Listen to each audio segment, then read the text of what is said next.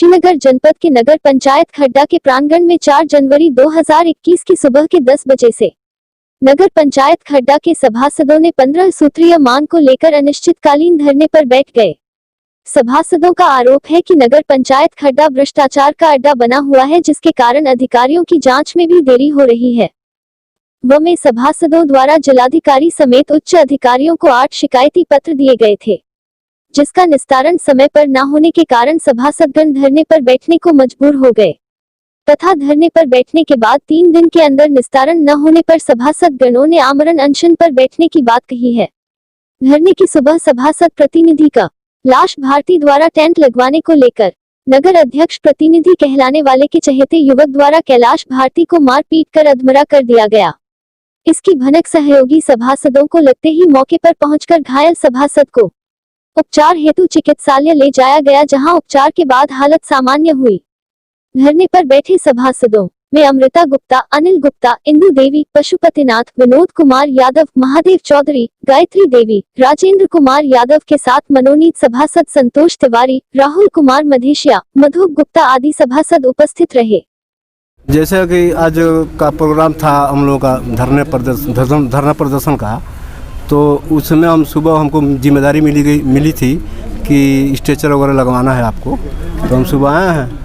तो एक अयूब नाम है, नासिर के साथ रहता है, सुबह मौत का छत्ता निकलवा रहा था।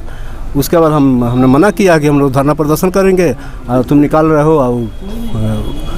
हो काटेंगे सब। तो कहा कि तुम्हारे बाप का है। उसके बाद हम कहे तुम्हारे बाप का है, तुम एक थप्पड़ हमको मार दिया है, और उसके बाद खींच कर ले गया बाहर, लगाया मारने। हम अकेले थे उस समय। क्या लग रहा है ये अयूब कौन लोग हैं? अयूब पता नहीं, कहता है कि मेरी मौसी का घर है और मैं यहीं रहते हैं। हम उसके बारे में पूरा डिटेल जानकारी नहीं है हमको। क्या ये नासिर लारी का गुंडा है क्या? लगता तो है, उसी के साथ घूमता है।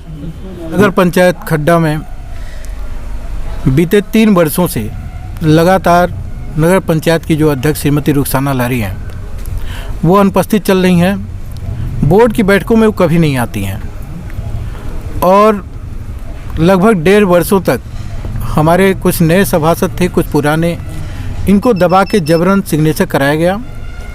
जब इन्होंने सिग्नेचर करने से मना किया तो तरह तरह की धमकी दी गई और विगत 1 वर्ष पूरे, आज 1 वर्ष हो गए, 1 वर्ष 1 महीना, मतलब 13 महीने हो गए। 13 महीने से बोर्ड की बैठक नहीं हुई है। उत्तर प्रदेश की यह पहली निकाय है जहां बोर्ड की बैठक बीते 1 वर्षों से नहीं हुई है। इसकी शिकायत जब हम लोगों ने माननीय जिलाधिकारी महोदय से किया तो उन्होंने निर्देशित किया होगा।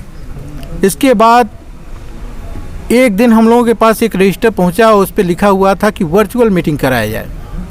हम लोगों ने उसी रजिस्टर पर लिख दिया कि जब विधानसभा चल रहा है, जहां 400 से अधिक विधायक हैं, जब लोकसभा चल रहा है, तो फिर यह 12-15 लोगों का निकाय का ये बोर्ड की बैठक बीते 3 वर्षों से तो आप आई नहीं। अब आपको आना पड़ेगा, आकर बैठना पड़ेगा। फिर वो बैठक निरस्त हो गई। पुनः एक बार जो है हम लोगों को मौखिक सूचना दिया गया, किसी के पास रजिस्टर नहीं गया कि बोर्ड की बैठक है। हम लोग कहा भाई लिख के आप भेजिए, हम लोग बताएंगे बोर्ड की बैठक है कि नहीं। बोर्ड की बैठक तब भी यही था कि वर्चुअल मीटिंग हो। जब सब कुछ खुला है, जब लॉकडाउन ओपन हो गया है, विधानसभा सत्र चल रहा है, तो ऐसी स्थिति में फिर वर्चुअल मीटिंग का क्या उचित है।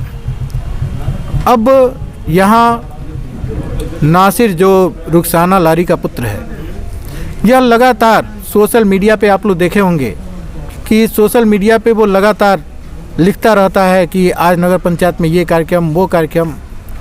अब इधर जो है, जो पहले वो लिखता था नगर पंचायत अध्यक्ष प्रतिनिधि, वो लगातार अब लिख रहा है नगर पंचायत चेयरमैन। आप लोग भी देखे होंगे।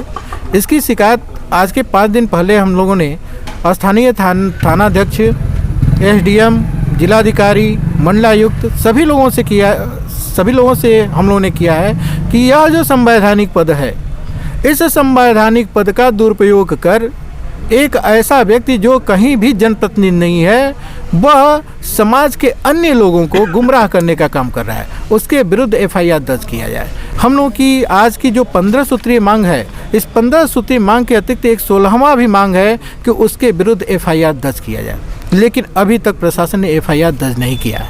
से हम लोग कहे कि ठीक है, इसके बाद एक दिन और हम लोग बैठ लेंगे। तो जब हम लोग बैठे तो हमने ये कहा कि भाई देखो, यह जो भ्रष्टाचार है, इस भ्रष्टाचार को कम करो, क्योंकि ये 40% कमीशन तुम ले रहे हो खुले तौर पर ठेकेदारों से, उसमें कार्य की गुणवत्ता नहीं बच रही है।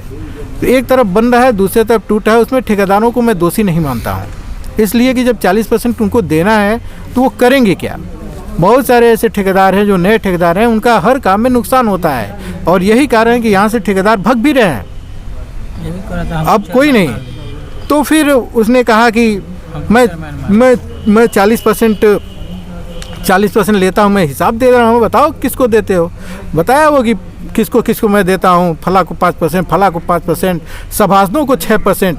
हमने कहा बड़ी अच्छी बात है भाई, सभासदों के नाम पे भी अगर 6% लिया जाता है तो सभासदों का वो 6% दे दिया जाए। भाई कितना इधर पेमेंट हुआ, कहा 9 लाख रुपया हुआ है। हम कहे भाई सभासदों का 6% दिया जाए, और दिया ना जाए उस पैसे को निकाय में जमा किया जाए।